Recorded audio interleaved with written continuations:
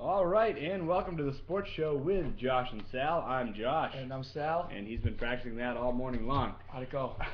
Went pretty well so far. Good. So here we are on another wonderful, fun-filled Saturday to talk some fantasy football. And after overwhelming support from last week's, we've decided that not only are we going to talk about fantasy football, we're going to talk all things football going into this week 11 of the NFL season. But before we get to that, let's start with the Week 10 bets that we made to see just how much money we lost ourselves and how much money we lost all three of you that are watching. Sal, how'd you do with your 5 picks from last week? Just 2 for 5. Green Bay over the Vikings. That went over well. So we're gonna have a tough time paying rent this month. Yeah, sorry about that. Unless we'll see how they go tomorrow. The Lions beat by the Bears. New Orleans over the Falcons in overtime. That was a pick 'em. We both had that. Yeah, that was a good pick 'em game that we had. And Rams won by not by enough over the Browns, so that's a loss. And Eagles Cardinals, another loss. There you go. All right, my 2 wins, as we said. The New Orleans pick 'em over Atlanta, which that was a much closer game than I thought it was going to be. Very much closer. You know, Atlanta is another one of those teams like Chicago that keeps on finding a way to win. You wonder how they do it. Speaking of, I also lost on the Bears game because I thought the Lions were a better team than they are, and I thought Matt Stafford coming off a bye week would be all shored up, and that didn't happen. Yeah, his finger still looks a little fucked up. Yeah. My other win was Dallas over Buffalo. The spread wasn't that high, but good God, Dallas beat the shit out of them. It wasn't even really all that close. Let's see, my other loss, I had Philly beating the Cardinals, but because the Eagles can't do a damn thing, that didn't happen. And then my upset of the week was going to be Indy pulling out a win. Yeah. They didn't. Jacksonville absolutely killed them. Not even a good game to watch. No, not at all. So I was also 2 for 5. So I'm going to be having a difficult time paying all my bills this month as well, and everybody who relied on us in the least. Now, sorry, maybe this week we'll do better for you. So I just want to let everybody know that's in the chat. If you guys have any questions, we are live on Justin.tv right now. So there have been some people that have been saying they think that this is just a recording or that we're maybe simulcasting through a bunch of different places, but no. This is live on Justin.tv, so if you type in your questions, me and Sal will both be able to see them, and we'll both be able to answer them. May not be able to answer them correctly, but so help me God, we will be able to answer them.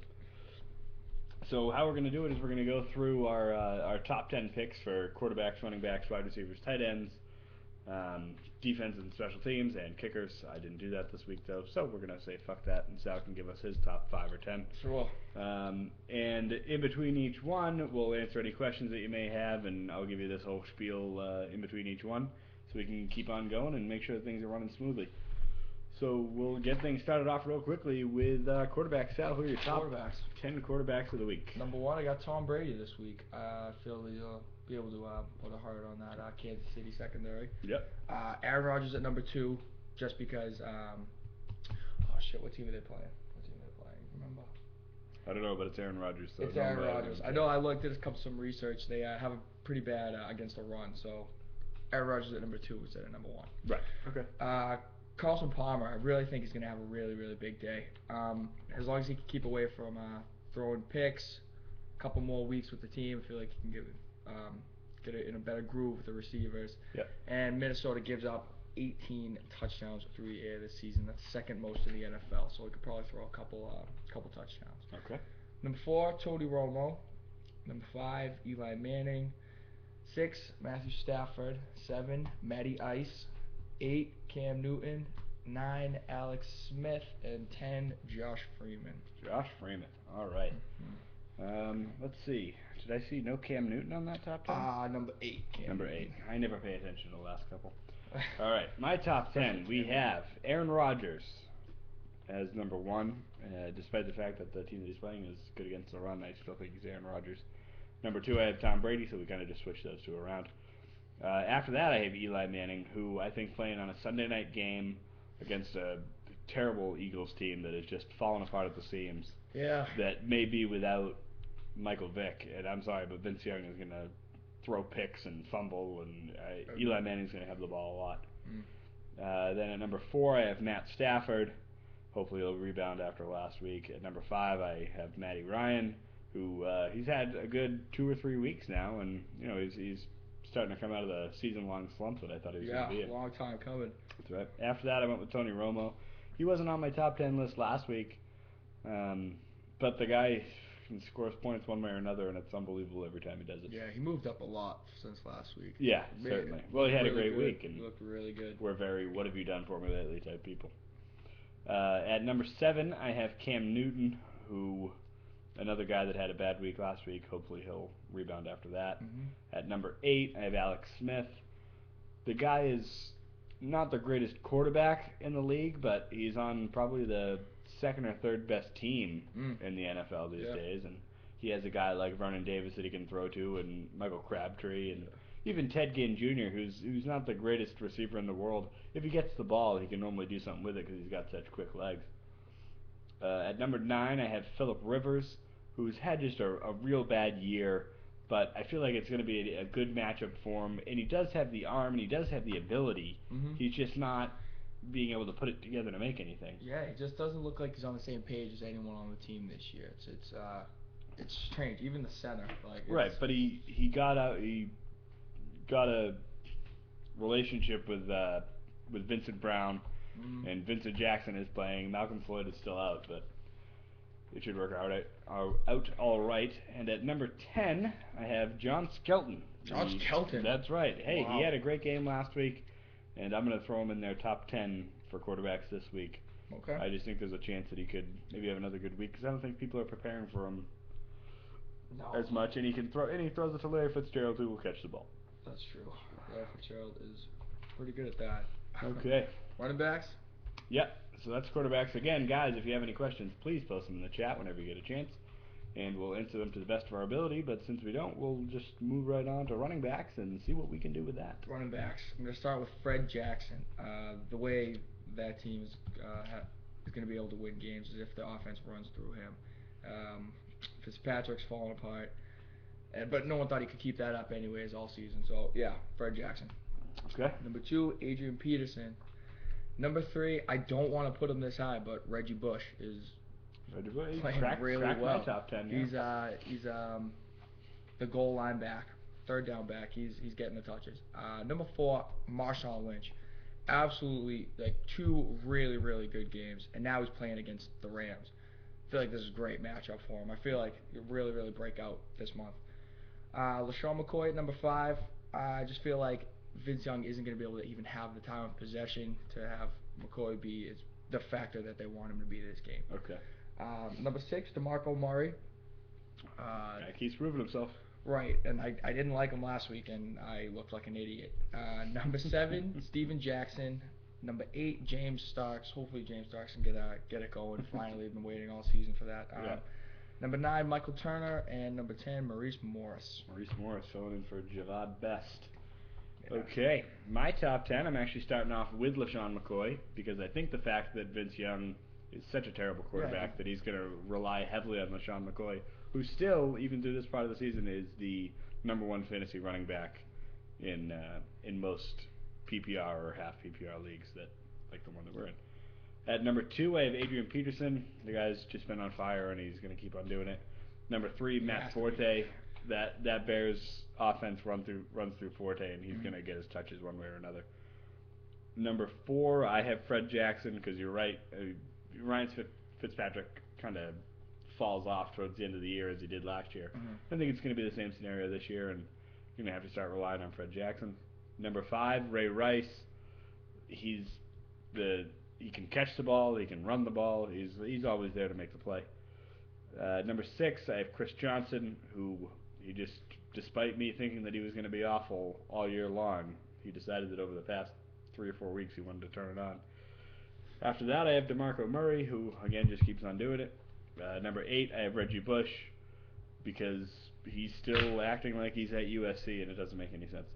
Number 9, I have Michael Bush because Run DMC is still out, so Michael Bush is getting all the carries.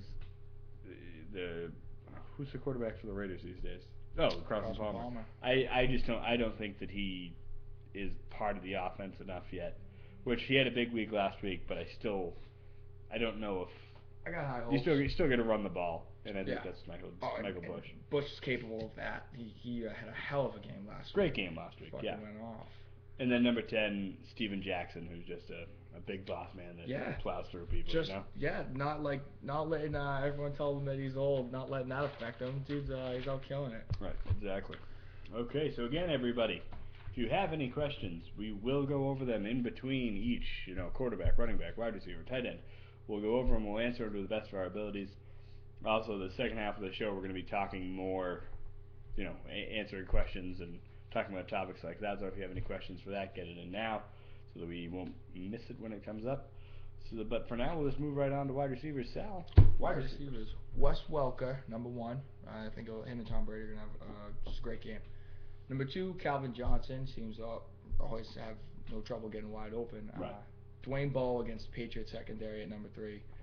Just, that secondary is just absolutely just dropping guys, picking up guys. You got injuries. It's a mess. Yeah, Ross Ventrone got picked back up. Again, it's like, dude, don't even pack 15 up times on the transaction board at this point. It's insane. Number 4, I got Braden Marshall. Number 5, Greg Jennings. Number 6, Hakeem Nicks.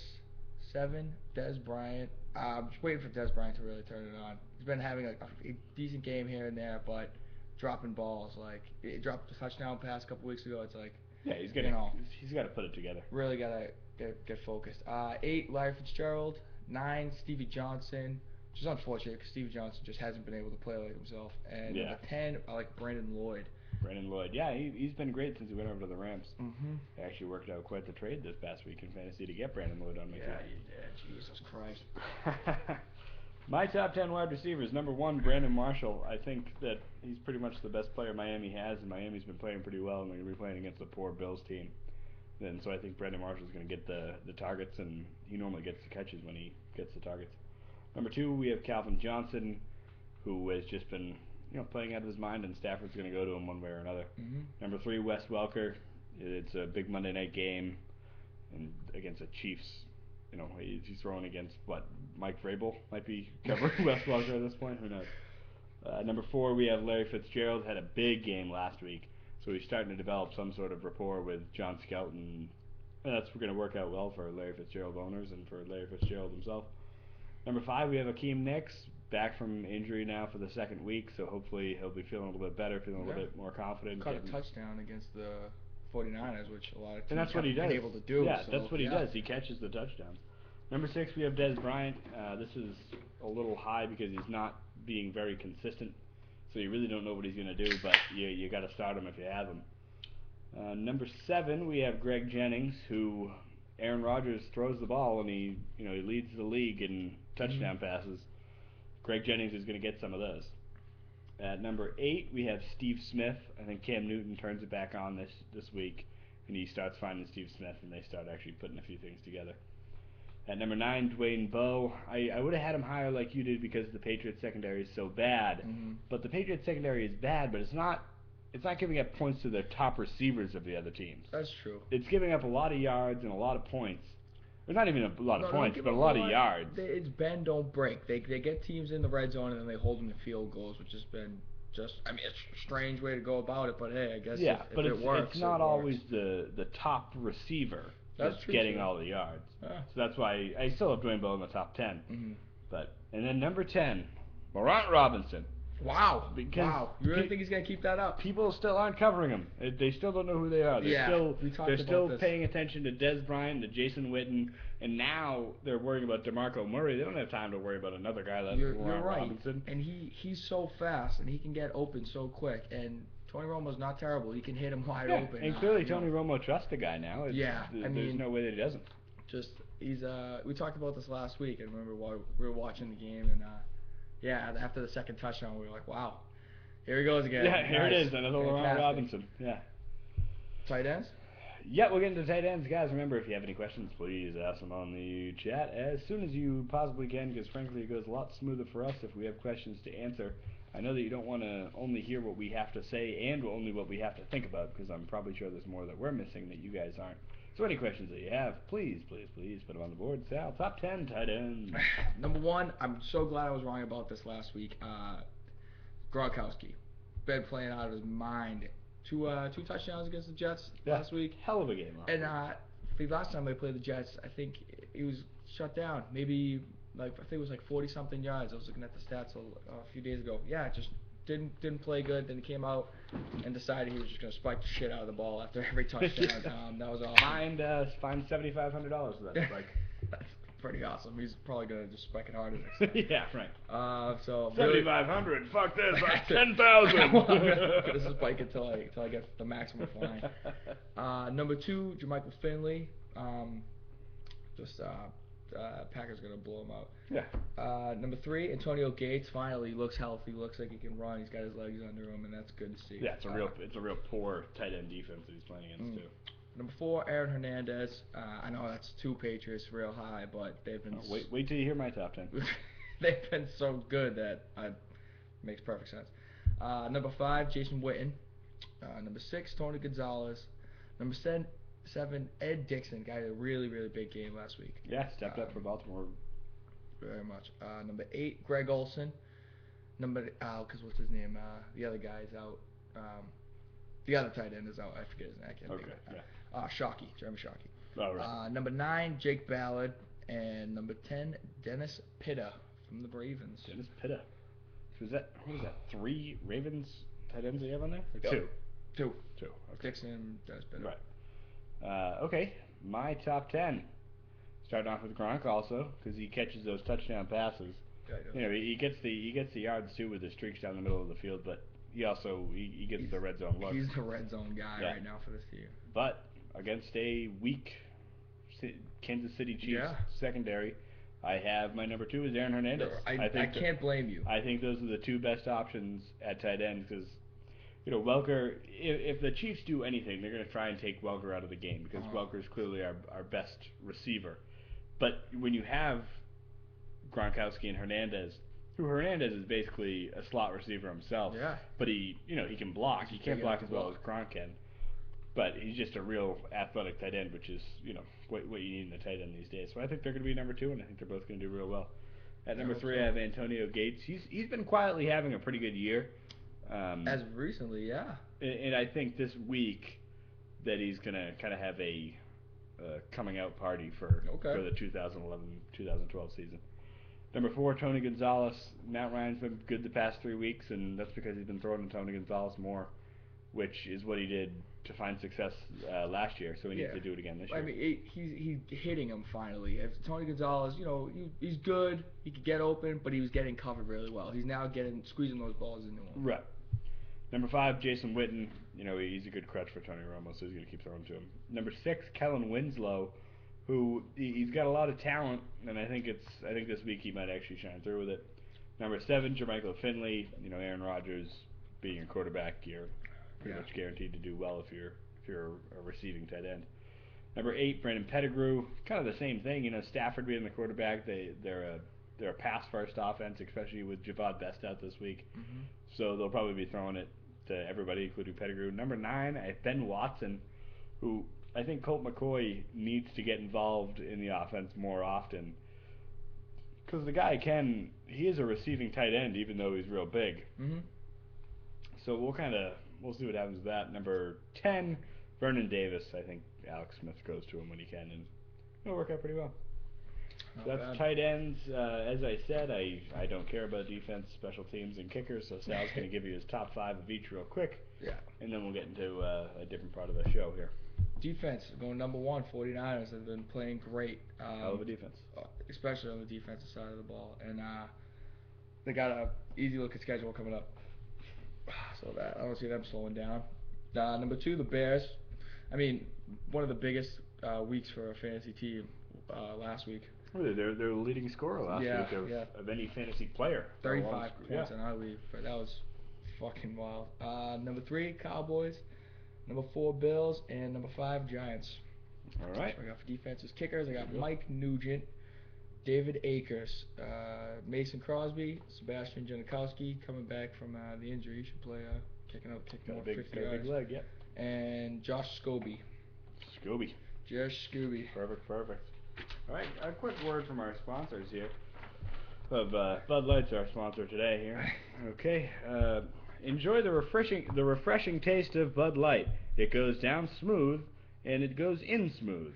In smooth, kind of just like a penis and a condom into a wet vagina. Bud Light, drink it up. Cheers, huh? Now, I'm reading from this official manuscript here, or this official script of this commercial, but it turns out it's just a picture that I drew of a cat. You can't really see it all too well, but I just drew a picture of a cat. So I really just made that Bud Light one up right there. But 1866 drinkability. That's right. Drinkability. Greatest number in fake sports. Drinkability. Okay.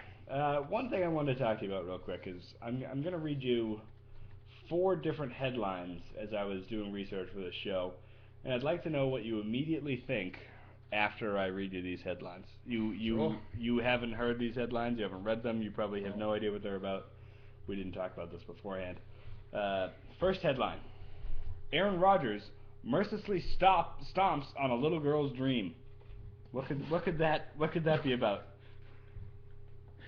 You call them Vikings little girls. Wow. Yes. Yeah. There we go. I don't know what you're talking. Gotta be it. The actual story was about a little girl who is a big Vikings fan, and her mother filmed her complaining about how Aaron Rodgers beat the hell out of the Vikings. That's fantastic. Okay. The second one: the Lions aim vulgar practice chant at all the bandwagon jumpers. Wow. We are the Lions. Fuck you. Is that what it is? That team is a bunch of assholes, and that's how they win games. I'm gonna be honest. I didn't even read this article because I didn't give a shit. But why would they want to get rid of their bandwagon jumpers? Those are the people that make your team money. Yeah. It doesn't make any sense at all. You're gaining momentum. That's gonna happen. I don't know. It's strange. Exactly. Bengals look special under Dalton's command. I mean, Andy Dalton does kind of have that Down syndrome look to him. That might be what's going on. That's funny. Yeah, the Bengals are having a good season, but special is a word that I wouldn't use. Weird way to put it. All right, last one. I like them this week too. I guess. Yeah, right. Last one.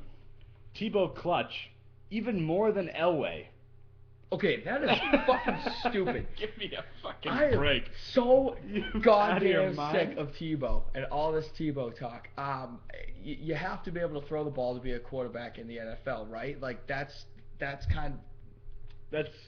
especially with it being a throwing league these days. Yeah, it really is. I mean, I really thought Rex Ryan was going to be smart enough to stop option play.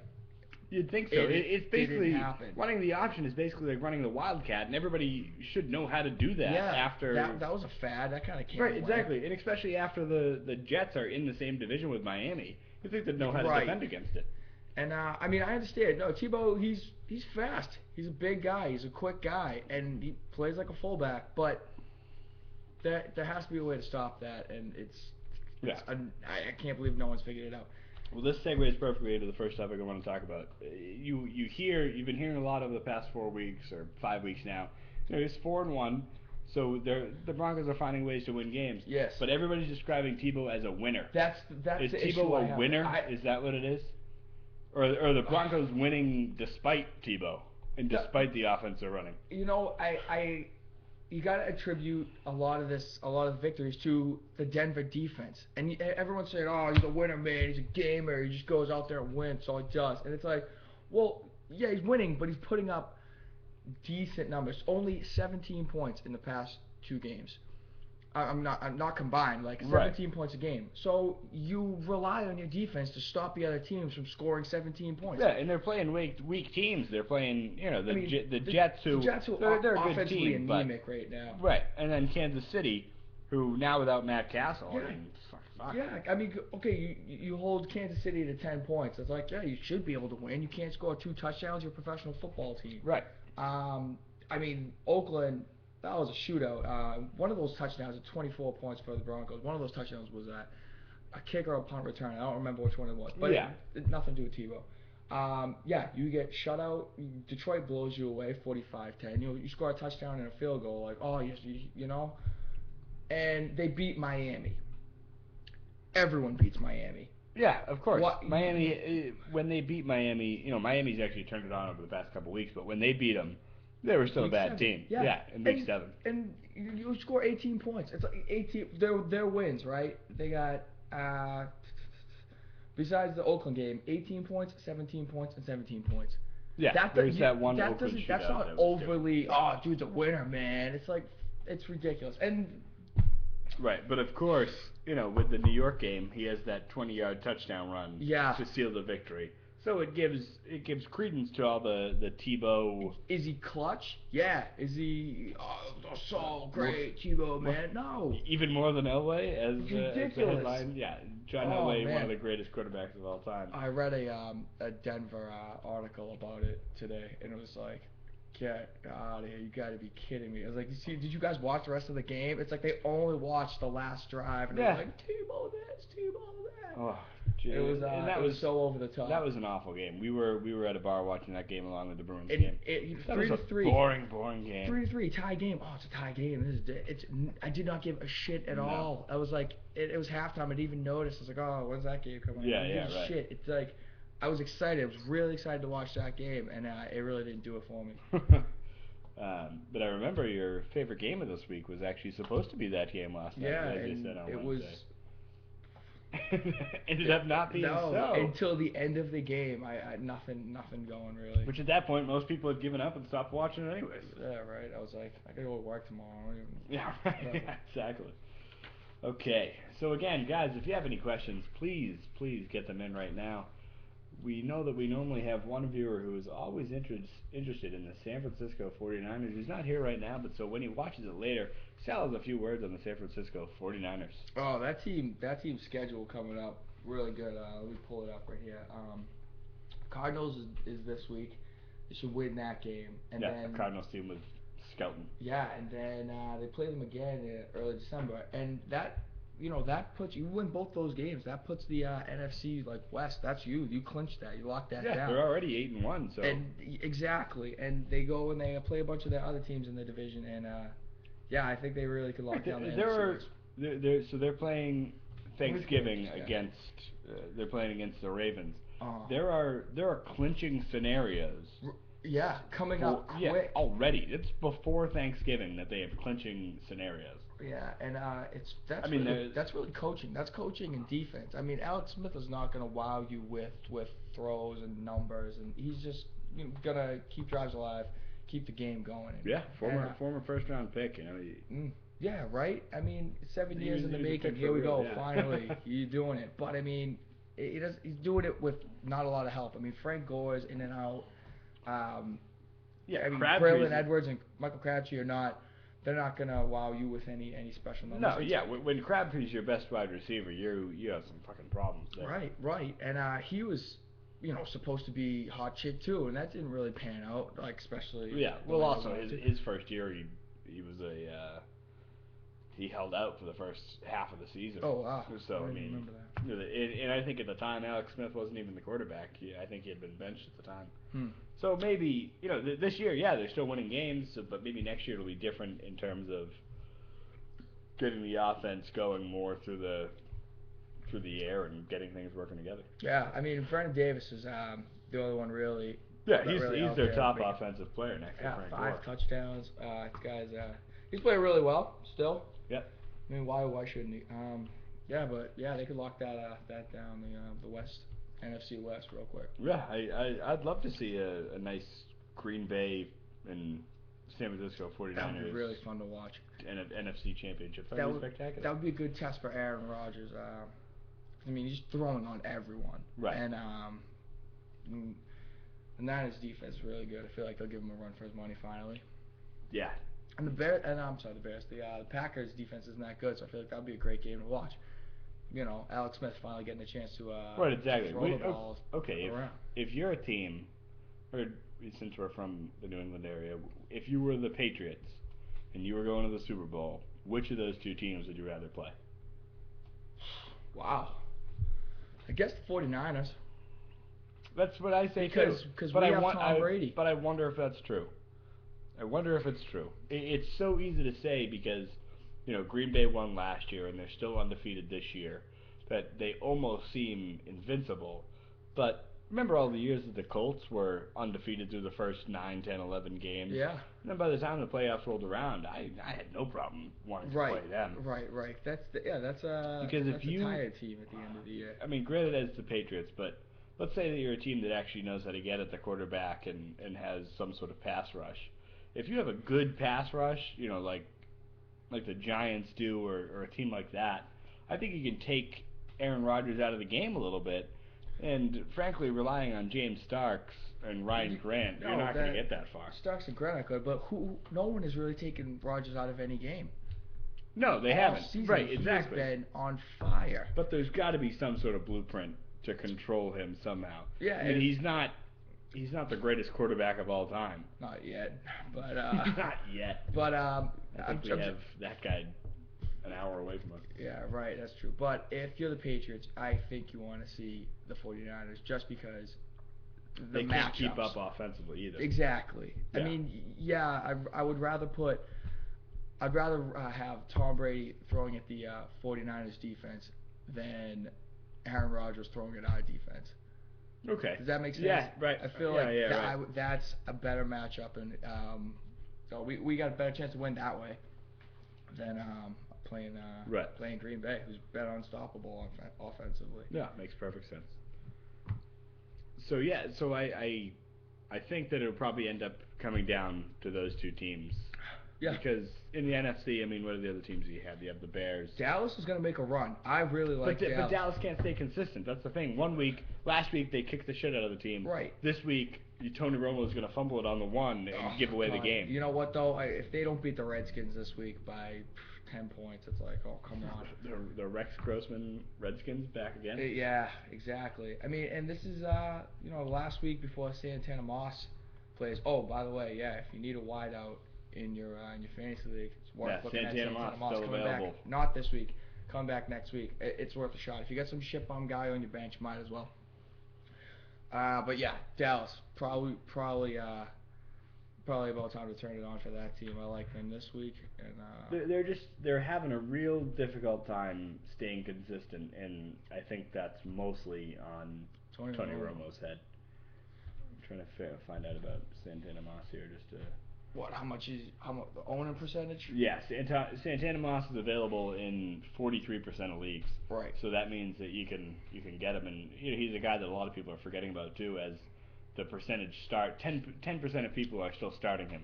He hasn't played in a long time. Yeah, those people are just drafted nothing else. But I mean, look at the numbers first 4 games. First 4 games, he had 2 touchdowns, close to 400 yards.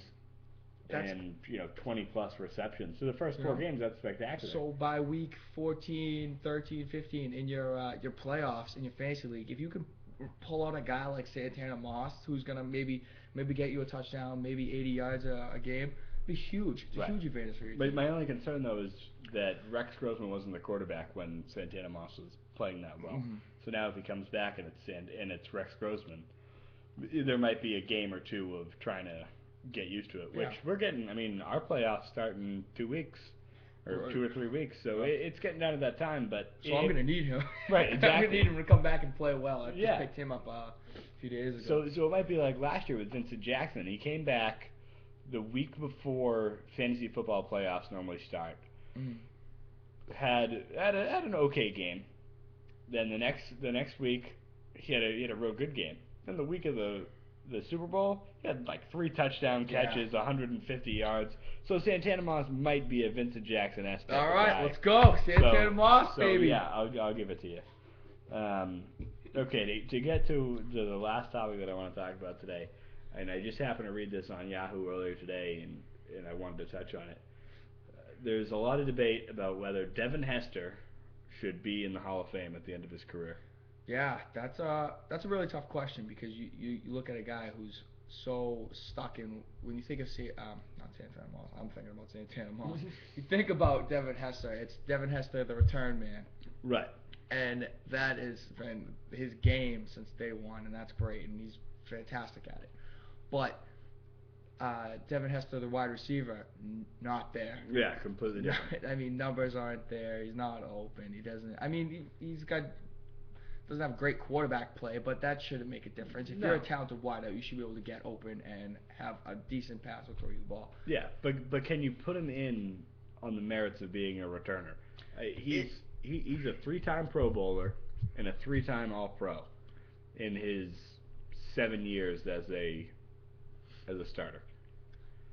I mean, Can you put him in on those merits alone? It's strange to think about putting a guy in the Hall of Fame for returning the ball. That doesn't But he's a game changer when it comes to it. Yeah, the Super Bowl against the Colts started off the game with a touchdown. Right, like, that exactly. is huge, and especially in a big game like that. Yeah, that's where your argument is. Look, this guy he's fantastic. He's just such a momentum guy for our team. And that's a huge advantage. Right. But at the same time, it's that part of the game, special teams, is so overlooked that it's strange to be like, oh yeah, so Hall of Famer, yeah, definitely returns the shit out of the ball. It's like, yeah, but I don't know how many special teams return guys are in the Hall of Fame. I don't know. Well, the only person, so he's the active leader for most non-offensive touchdowns.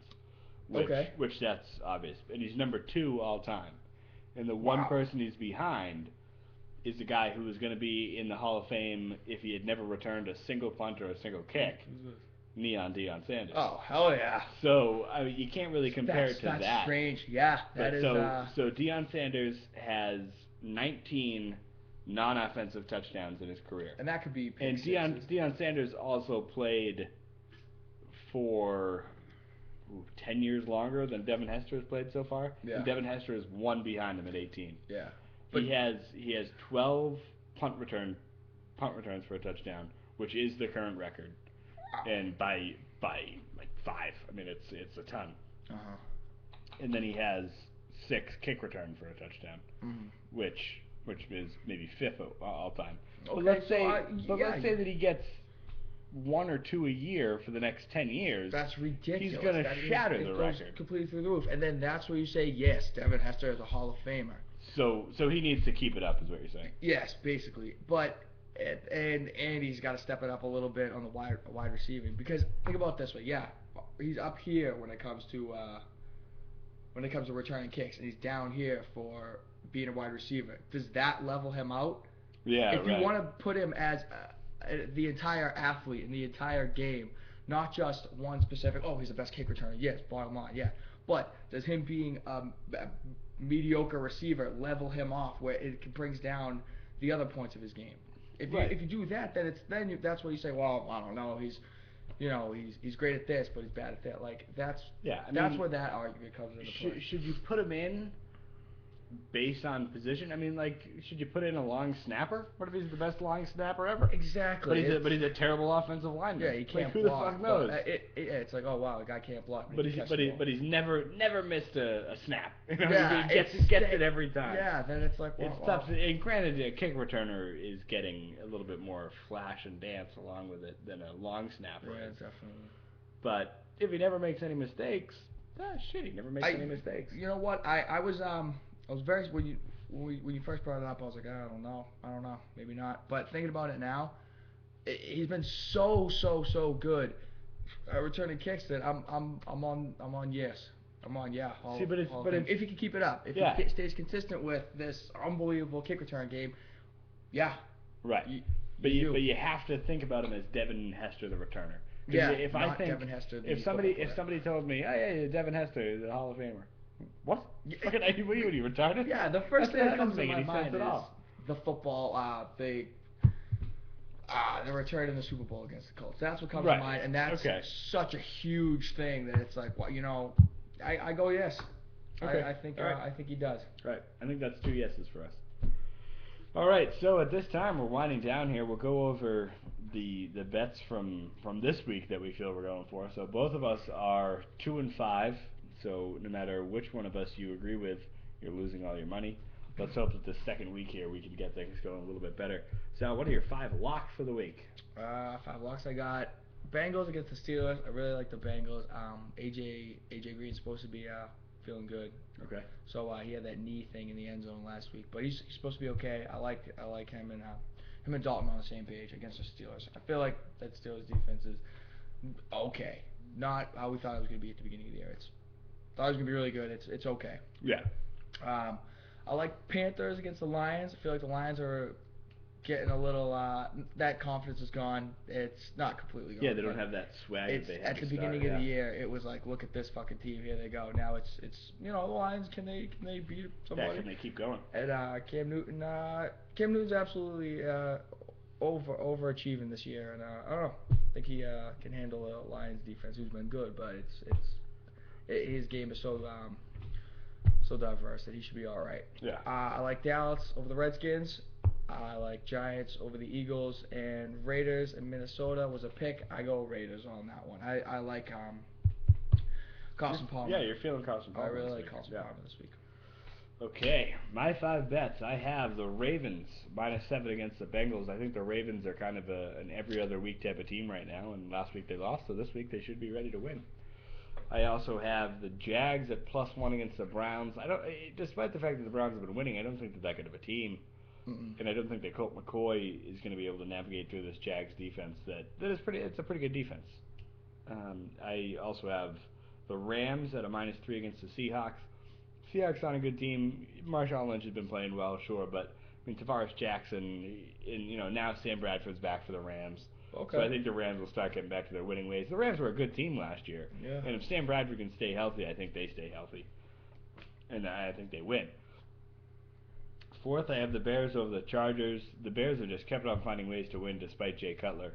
But if you run half your plays through Matt Forte, that works out pretty well for you. And the Chargers, Phillip Rivers is doing god awful. He just can't put anything together. And finally, I also have the Giants over the Eagles.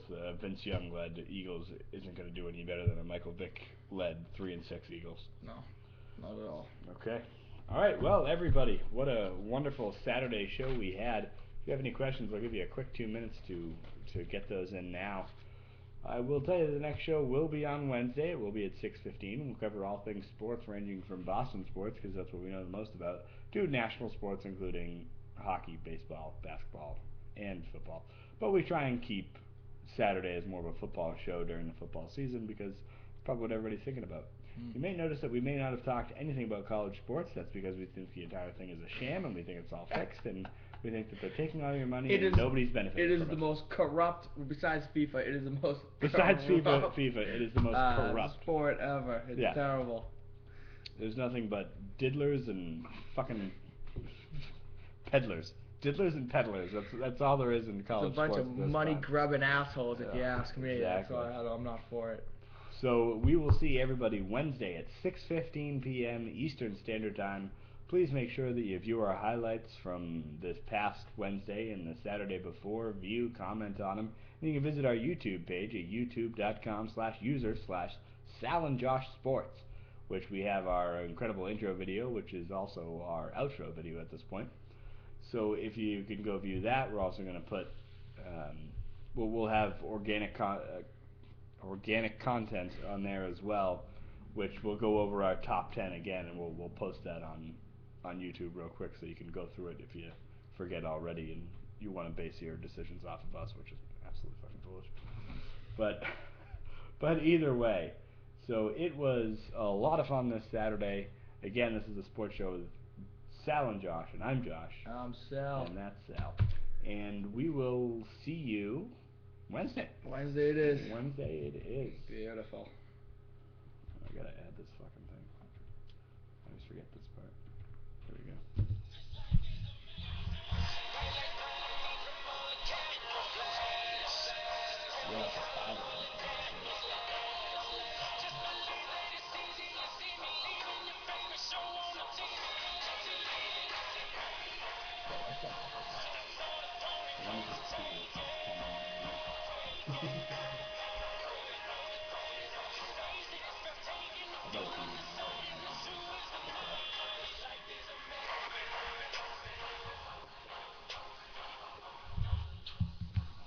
All right, thank you everybody. That was our intro outro video.